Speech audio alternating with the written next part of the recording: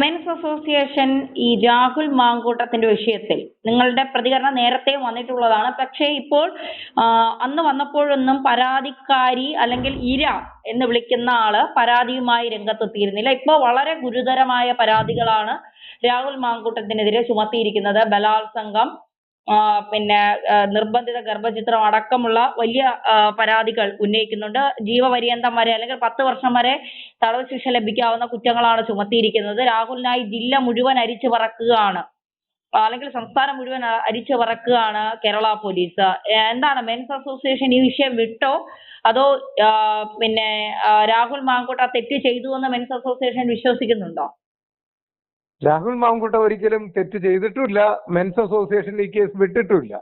ഞാൻ ഇന്നലെയും മറ്റുള്ള ചാനലിലൊക്കെ ചർച്ചകൾക്കൊക്കെ പോയിരുന്നു. ഞങ്ങളുടെ നിലപാട് വ്യക്തമാക്കി പറഞ്ഞിട്ടുണ്ട്. ഇവിടെ 10 വർഷം വരെയൊക്കെ അദ്ദേഹത്തിന് അല്ലെങ്കിൽ ജീവപര്യന്തമൊക്കെ ശിക്ഷ കിട്ടുമെന്നൊക്കെ എന്തടിസ്ഥാനത്തിൽ പറയുന്നു എന്ന് എനിക്കറിയില്ല. പക്ഷെ ഞാൻ ഒരു കാര്യം പറയാം, അദ്ദേഹത്തിന് ജാമ്യം കിട്ടും. ഒരുപക്ഷെ കീഴ്ക്കോടതിയിൽ നിന്ന് ജാമ്യം കിട്ടിയില്ല എങ്കിൽ ഹൈക്കോടതി പോയി ഒരു സുഖമായിട്ട് ജാമ്യം എടുക്കാവുന്നതേ ഉള്ളൂ. ഇത് വലിയ സംഭവമല്ല. കാര്യം ഒരുപാട് തെളിവുകൾ അദ്ദേഹത്തിന് ഹാജരാക്കാൻ കഴിഞ്ഞിട്ടുണ്ടെന്നുള്ളതാണ്. ഈ പെൺകുട്ടിയുടെ സമ്മതത്തോടു കൂടിയിട്ടാണ് ശാരീരിക ബന്ധത്തിൽ ഏർപ്പെട്ടത് എന്നും പിന്നെ ഈ ഗർഭചിത്രം നടത്താൻ വേണ്ടിയിട്ട് മരുന്ന് കൊടുത്തു എന്ന് പറയുന്നത് ആ പെൺകുട്ടിയുടെ അണ്ണാക്ക് പൊളിച്ച് അതിനകത്ത് വായിക്കാത്തിട്ടുകൊടുത്തതൊന്നും അല്ലല്ലോ. അപ്പൊ ആ പെൺകുട്ടി തന്നെ കഴിച്ചതാണ്. ഇനി ഈ കുഞ്ഞുണ്ടായി എന്ന് പറയുന്നു രാഹുൽ മാങ്കൂട്ടത്തിന് ആണെന്ന് എന്താണ് തെളിവ്? കാരണം നമ്മള് മുൻപ് അറിഞ്ഞിരുന്നതെന്ന് പറഞ്ഞാൽ ഈ പെൺകുട്ടി കല്യാണം കഴിഞ്ഞിട്ടില്ല എന്നൊരു വിശ്വാസമായിരുന്നു നമുക്കുണ്ടായിരുന്നത്. പക്ഷെ ഇപ്പൊ അത് പൊളിഞ്ഞില്ലേ? കല്യാണം കഴിഞ്ഞ് വേറൊരാളുടെ ഭാര്യയായിട്ടിരിക്കുന്ന ഒരു പെൺകുട്ടിയാണ് ഒരു എം എൽ എ കിട്ടിയപ്പോ എന്ന് പറഞ്ഞാൽ ഒരു യുവ MLA വളർന്നു വരുന്നത് കണ്ടിട്ട് അദ്ദേഹത്തിനോട് സൗഹൃദം കൂടുവാനും അദ്ദേഹത്തോടൊപ്പം ലൈംഗിക ബന്ധത്തിൽ ഏർപ്പെടുവാനും തയ്യാറായ ഒരു പെൺകുട്ടിയാണ്. അപ്പൊ എത്രത്തോളം നല്ല ആളാണെന്നുള്ളത് നമുക്ക് മനസ്സിലാക്കാമല്ലോ. കാര്യം ഭർത്താവ് നിലനിൽക്കുകയാണ്, കല്യാണം കഴിച്ചിട്ട് ഒരുപാട് വർഷങ്ങളൊന്നും ആയിട്ടില്ല, കഴിഞ്ഞ വർഷം നടന്ന വിവാഹമാണ്. അതിൽ അദ്ദേഹം ഒരു യുവാവിന്റെ ജീവിതം, ഒരാളുടെ അല്ല, ഇപ്പൊ 2 യുവാവിന്റെ ജീവിതം നശിപ്പിച്ചൊരു പെൺകുട്ടിയാണ്. അപ്പൊ ഇവർക്കെതിരെ യഥാർത്ഥം പറഞ്ഞാൽ ചീറ്റിംഗ് കേസിന് കേസെടുക്കേണ്ടതാണ്, വിശ്വാസവഞ്ചന കാണിച്ചു എന്നുള്ളതിന്. കാരണം ഏറ്റവും വലിയ ഇര എന്ന് പറയുന്നത് അദ്ദേഹമാണ്. ആ വിവാഹം കഴിച്ച യുവാവാണ്. ഇപ്പൊ അദ്ദേഹം കാണാമറയത്താണ്. എനിക്ക് യഥാർത്ഥത്തിൽ അദ്ദേഹത്തിന്റെ പേരോ ഒന്നും അറിയില്ല. അദ്ദേഹവും ഏതോ ഒരു ചാനലിലാണ് പ്രവർത്തിക്കുന്നത്. സോറി, ചാനലല്ല, രാഷ്ട്രീയ പാർട്ടിയിൽ പ്രവർത്തിക്കുന്ന ഒരാളാണ്. ഇത് ഒരു മാധ്യമ പ്രവർത്തക എന്ന് പറയുന്നു. മാധ്യമ പ്രവർത്തകർക്ക് തന്നെ നാണക്കേടായിട്ടുള്ള ഒരു സ്ത്രീയാണിത്. അത് മാത്രവുമല്ല, കേരളത്തിലെ നല്ലവരായിട്ടുള്ള സ്ത്രീകൾക്ക് മൊത്തം അപമാനമാണ്. സാധാരണഗതിയിൽ വിവാഹം കഴിച്ചിട്ടാണ് കുഞ്ഞിനെ ഉണ്ടാക്കാൻ വേണ്ടി ശ്രമിക്കുന്നത്. ഇത് വിവാഹത്തിന് മുൻപേ ആരെങ്കിലും ഒരു കുഞ്ഞിനെ വേണമെന്ന് പറഞ്ഞാൽ ഉടനെ അത് ഓക്കെ പറയുന്ന ഒരു സ്ത്രീ, അതിനുവേണ്ടി കിടക്ക പങ്കിടുന്ന ഒരു സ്ത്രീ, അതെങ്ങനെ ഒരു മാന്യമായിട്ടുള്ള നല്ലൊരു സ്ത്രീ ആയിട്ട് വരും? അത് നമ്മൾ ചിന്തിക്കേണ്ട ഒരു കാര്യമാണ്. രാഹുൽ മാങ്കൂട്ടം എന്ന് പറഞ്ഞാല് പുള്ളിക്കാരൻ ഒരു കുഞ്ഞ് വേണം എന്ന് പറഞ്ഞത് അദ്ദേഹം വിവാഹം കഴിഞ്ഞിട്ടില്ലാത്തൊരു വ്യക്തിയാണ്. അദ്ദേഹത്തെ ഏതൊക്കെ രീതിയിൽ തെറ്റിദ്ധരിപ്പിച്ചിരിക്കാം ഈ പെൺകുട്ടി എന്നുള്ളത് നമുക്കറിയില്ല. എന്തായാലും അദ്ദേഹം തെളിവുകൾ സഹിതം കോടതിയിൽ ജാമ്യത്തിന് വേണ്ടി കൊടുത്തിട്ടുണ്ടെന്നാണ് അറിയുന്നത്. അപ്പോ അതൊരു നല്ല കാര്യമാണ്.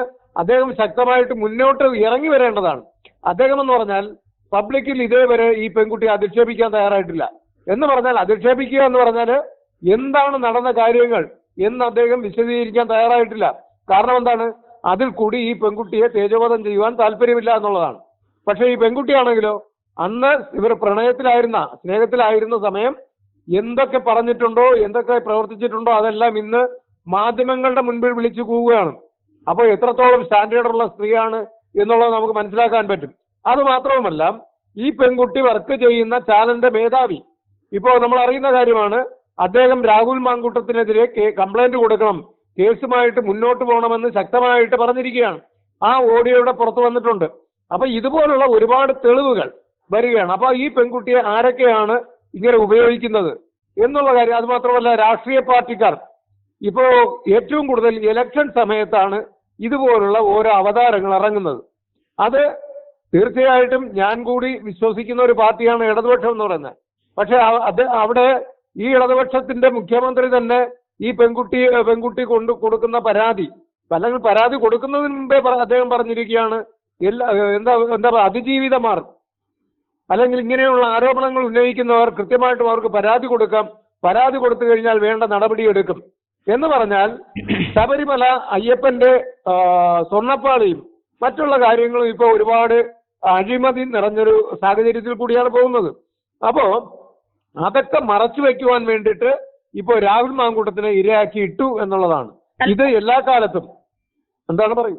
ഒരു കാര്യം ചോദിക്കട്ടെ, രാഹുൽ മാങ്കൂട്ടം ഈ സ്ത്രീ കല്യാണം കഴിച്ചതാണ് എന്ന് അറിഞ്ഞുകൊണ്ടല്ലേ ഈ സ്ത്രീയോടൊപ്പം? അപ്പം രാഹുൽ മാങ്കൂട്ടം തെറ്റുകാരനല്ലേ?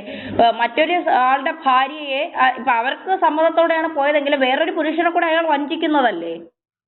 ഞാൻ ചോദിക്കട്ടെ, അദ്ദേഹം വിവാഹം കഴിക്കാത്തൊരു വ്യക്തിയാണ്.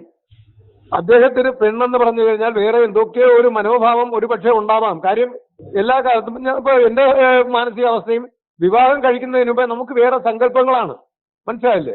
അപ്പൊ അത് നിലനിർത്തിക്കൊണ്ടാണ് നമ്മൾ വിവാഹം കഴിക്കുന്നത്. വിവാഹം കഴിഞ്ഞ് കുറച്ച് നാൾ കഴിഞ്ഞാൽ മാത്രമേ എന്താണ് പെണ്ണെന്നും എങ്ങനെയാണെന്നുള്ള കാര്യങ്ങൾ നമുക്ക് മനസ്സിലാക്കാൻ പറ്റത്തുള്ളൂ. ഇത് അദ്ദേഹത്തിന് ഇതേവരെ മനസ്സിലായിട്ടില്ല, അതാണ് കാര്യം. അപ്പൊ അത് മാത്രമല്ല, ഈ പെൺകുട്ടി അങ്ങോട്ടാണ് മെസ്സേജ് അയച്ചത്, അയാൾ ഇങ്ങോട്ട് ഈ പെൺകുട്ടിയെ തേടി പോയതല്ല. അതായത് നമ്മൾ വ്യക്തമായിട്ട് മനസ്സിലാക്കേണ്ട ഒരു കാര്യമാണ്. അപ്പൊ അദ്ദേഹം ഒരു MLA ആണ്, യുവ നേതാവാണ്, വളർന്നു വന്നാൽ ഭാവിയിൽ ഒരു മുഖ്യമന്ത്രി ആകുവാൻ വരെ സാധ്യതയുള്ള ഇദ്ദേഹവുമായിട്ട് ഒരു പ്രണയം ഉണ്ടാക്കിയെടുക്കുക, ഒരു ശാരീരിക ബന്ധത്തിൽ ഏർപ്പെടുക, അങ്ങനെയുള്ള ഒരു ഗൂഢ ലക്ഷ്യവുമായിട്ടാണ് ഈ പെൺകുട്ടി വന്നത്. അതിന്റെ അടിസ്ഥാനത്തിലാണ് ഈ കാര്യങ്ങളെല്ലാം നടന്നിട്ടുള്ളത്.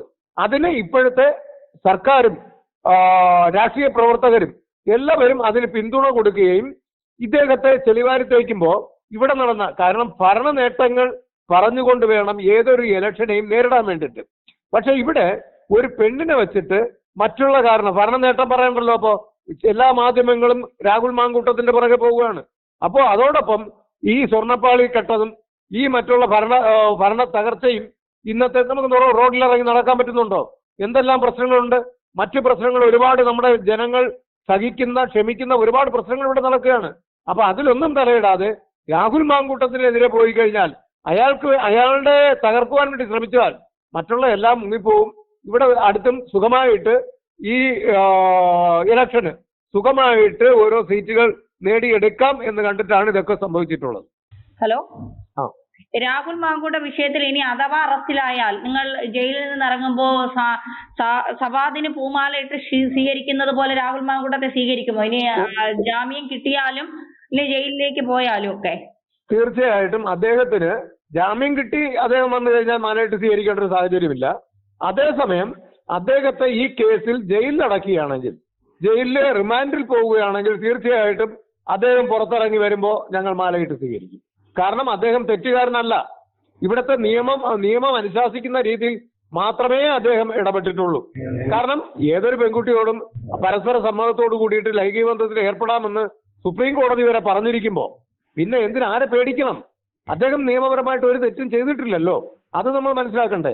അത് തന്നെയാണ് ഇവിടെ നടന്നിട്ടുള്ളത്.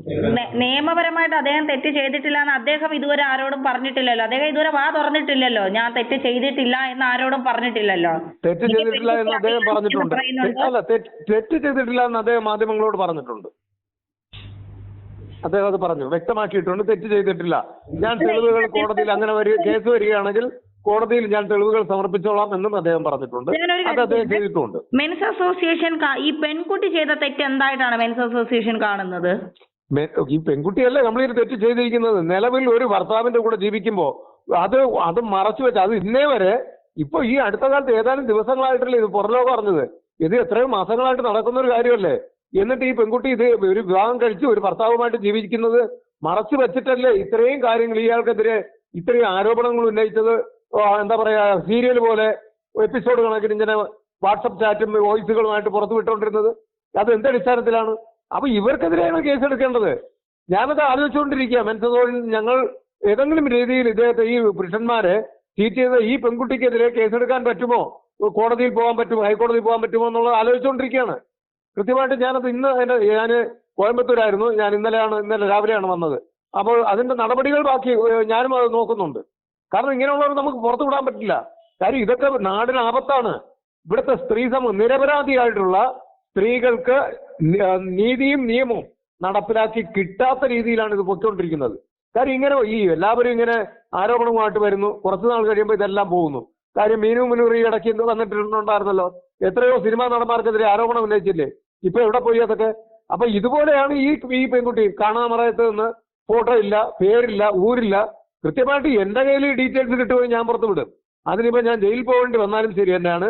ഈ പെൺകുട്ടിയുടെ പേരും മേൽവിലാസവും ജാതകം ഉൾപ്പെടെ എന്റെ കയ്യിൽ വന്നാൽ ഞാൻ പുറത്തു വിടും എന്നുള്ളത് യാതൊരു മാറ്റവും ഇല്ല.